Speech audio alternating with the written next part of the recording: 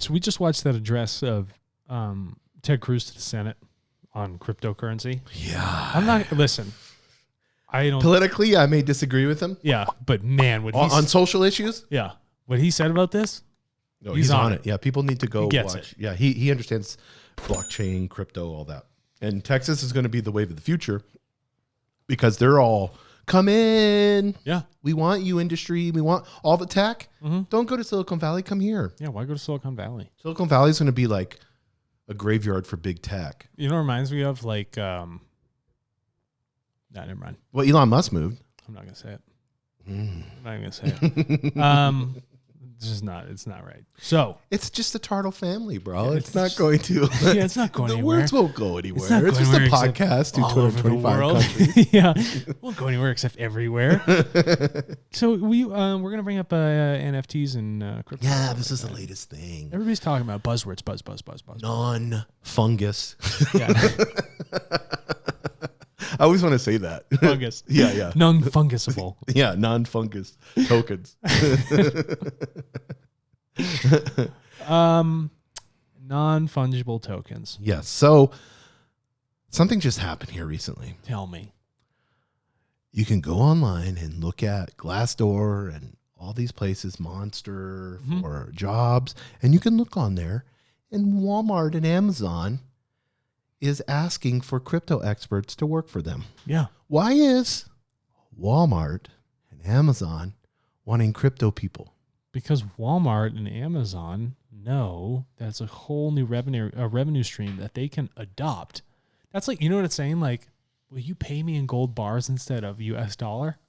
That's what it is. Yes. They understand these hedges against inflation, and they're like, shoot, we need to add. We should have done this. What if we'd have done this a while back? They've run the models. Yeah, they ran the What models. if we took Bitcoin, Yeah. 5 years ago? How much money would we have had? If the biggest whales, the largest, slowest moving animals Yes. in the global financial ecosystem are turning to go feed on the krill, the NFTs and the Bitcoin and the crypto. Yes.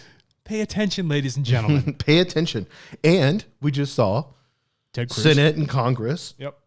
sneaking and and he talked about it, trying to sneak in regulation in the infrastructure bill. Yeah, they were trying to empower the Treasury to regulate something they otherwise don't know.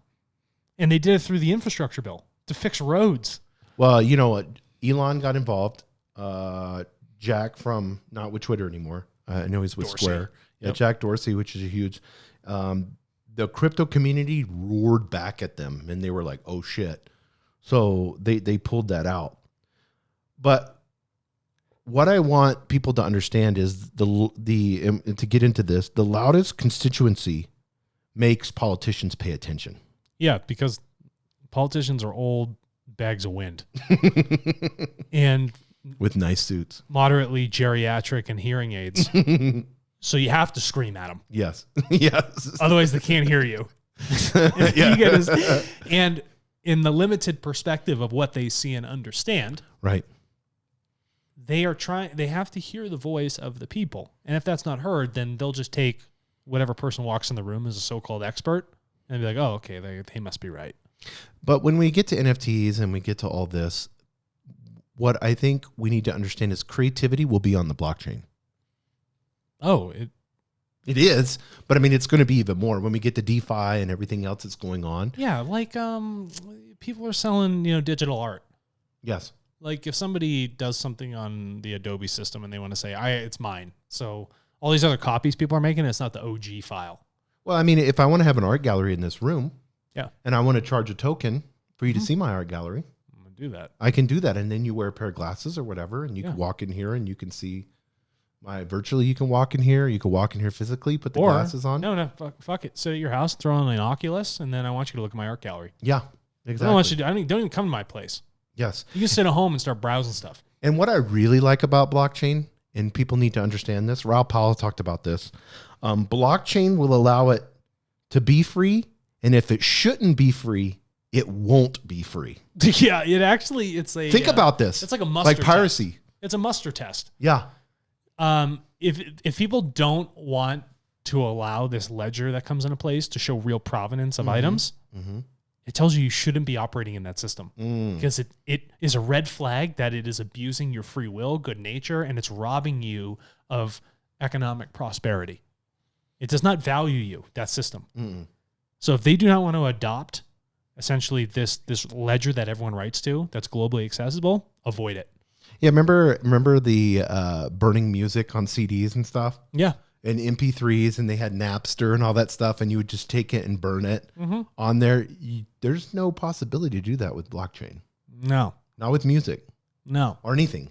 All songs. Digital art. Every song will be its own NFT, everything.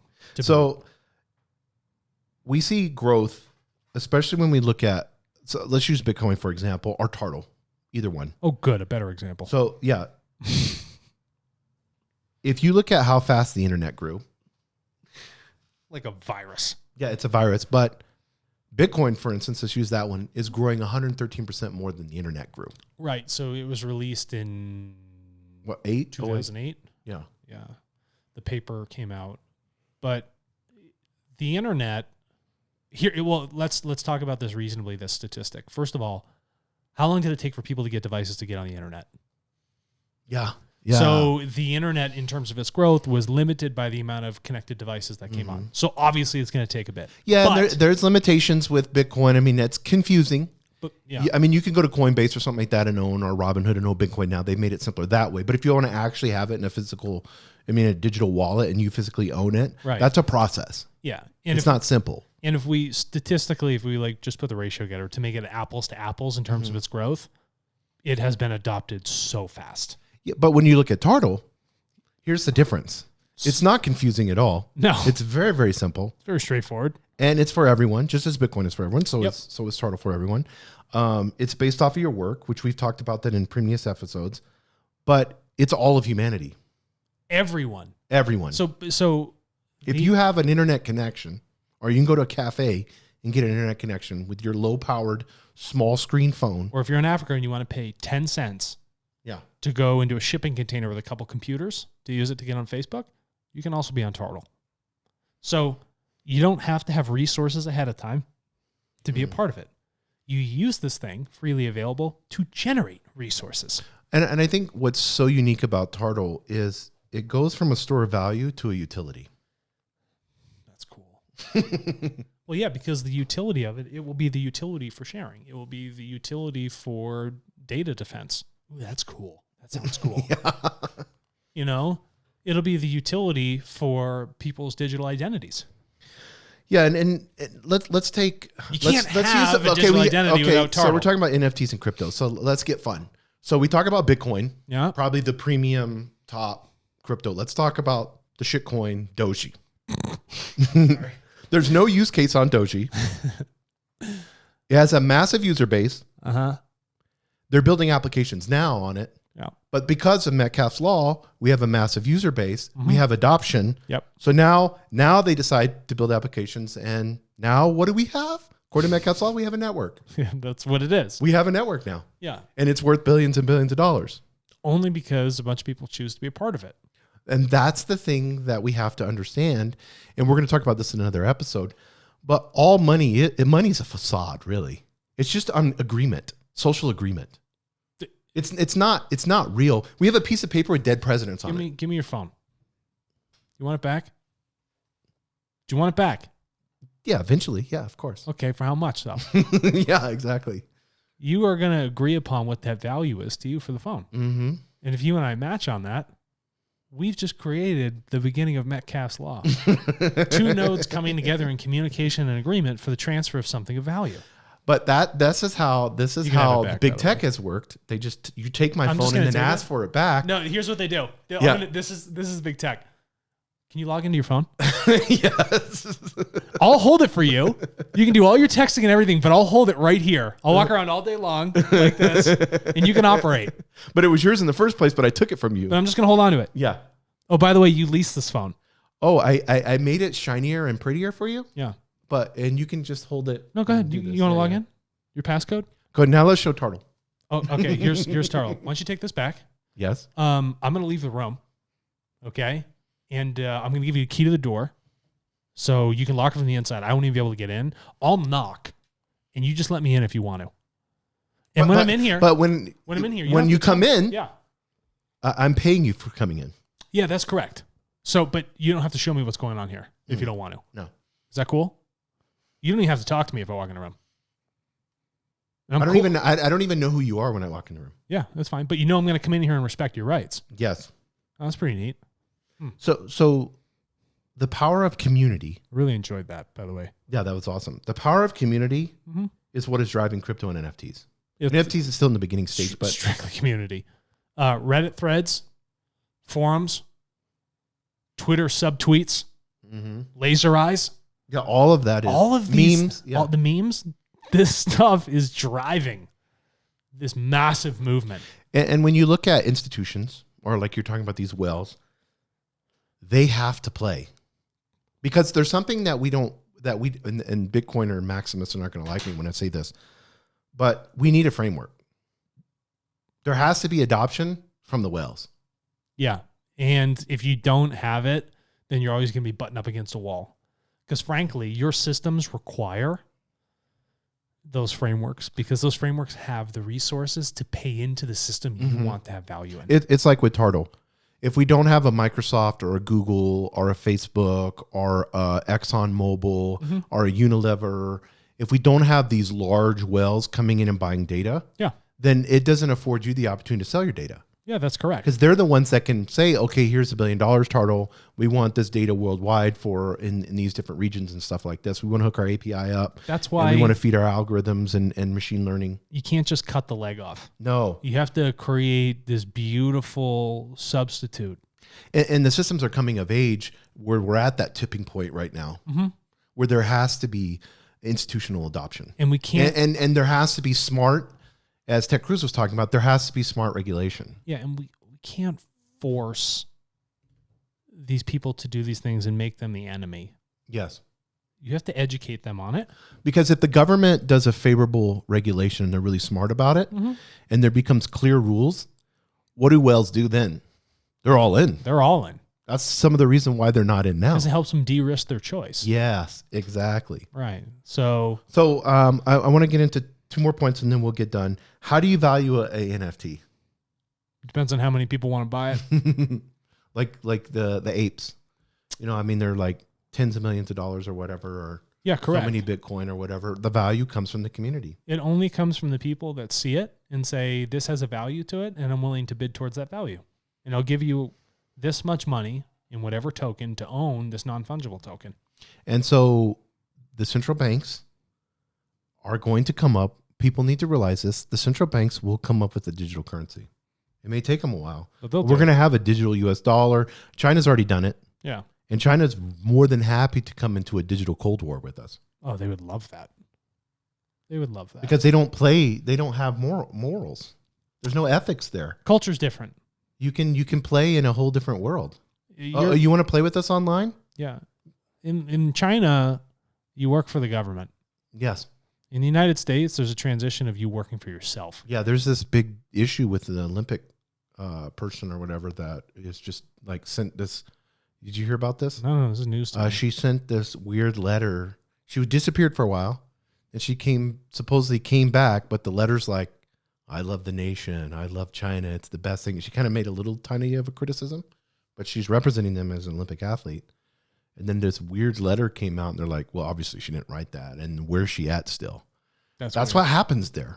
Yeah. Jack Ma disappeared for a while. These billionaires in China disappear for a while, and then they come back, and they're all smiley face. I mean, we saw it with the actor for that one actor that had to speak in Chinese and apologize because he mentioned Taiwan. What? Yeah, the big muscular, He used to be a WWF wrestler. He's real famous. John Cena? Yes. No way. Yeah, we'll have to look at that. I encourage people to look at his apology on YouTube. I love learning. He learned Chinese from you. and he learned Chinese and gave an apology, and he apologized like 10 times. So, the reason is his movie made $30 million and $20 million of it. I mean, $300 million and $200 million of it came from China. Yeah, they pretty much are going to be the new Hollywood. Yeah. What was that film that came out, like The Wall or something like that? Yeah. That was like the first major big budget like East meets West film. Well, there's one that's #1 popular over there now, and it's an action movie. Of course, everybody loves action movies, of course, with me. And it's a Chinese special forces that is fighting Navy SEALs, and it's all like the Americans are bad, they're evil, whatever. I mean, we're not going to get into the politics part, but I'm just saying there's this big push, and the United States has done it just as much as China, so I'm not accusing any. There's this big push for propaganda, and people need to recognize this. In your entertainment, there is this ability for nation states to go against your free will. Didn't Goebel? Yeah. We learned this. We should have learned this in World War II. Why? Russia. We'll go UK, United States, Germany. Human beings. Formulating this thought. Human beings are so quick to forget. Mm-hmm. And so because we're so quick to forget, we can't afford ourselves the time to focus on these historical things, to recognize the patterns and errors so that we don't make those mistakes going forward. Well, how many politicians have promised you something that you never got? Right. And so what happens when you sign up for TARTLE? What happens when you sign up for TARTLE, you get exactly what you're told you're going to get. Yes. And the more work you put in, the more you receive. But the future will be essentially ledgers of our past that are shared, which we can reflect upon. Because we do such a bad job of remembering things, we'll forget. So we'll use the computers to help us remember and remind us of those mistakes. And say, no, don't do this again. Immediate red flag. That would be the most beneficial artificial intelligence algorithm for a human being, is one where you have said, I made these choices, this is my outcome, and this outcome was not good for me. It would be able to analyze the course of your life, and when you're doing something right now in the very moment, and it's taking that data from you, it's saying you're making a mistake. That would be one of the most beneficial things we could do. If we applied a digital ledger and the outcomes to take the digital ledger and government policy and the outcomes of that policy, and we trace that over time and saw if something was actually beneficial or had a negative consequence, we would know in the writing of those policies that this is not going to work. We're so bad at remembering. And so we're always constantly rehashing, and our evolution is slow, but we can advance these things if we pay attention, if we understand that if we can remember better and use these things for our benefit, we can recognize essentially what is going on in these cultures that may be, against our rights, that may squander our free will, that may inhibit our economies from growing. We can begin to recognize those things. And NFTs and cryptocurrencies and TARTLE specifically will help for the remembrance of it. It will bake that into our digital future so that we can go back and analyze something that needs to be remembered. And last question, and we'll close on this. Whenever you look at this in remembrance, especially with TARTLE, and you look at the ability for us to take personal responsibility, because that's what it all boils down to. Yep. Taking back our freedom and our personal responsibility. Whenever you have 7.5 billion people on TARTLE system, what begins to happen to the world? The world actually evolves. And I really mean that. It's going to evolve at the most accelerated rate it's ever seen. There will be so much well-defined human understanding being shared. There will be such a great collective of voices coming together to state how they see the world and how they define an outcome as being positive or negative. And through that collaboration, that understanding is when humanity takes its next step. And it's essentially a great leap. And I would call that probably the great remembrance.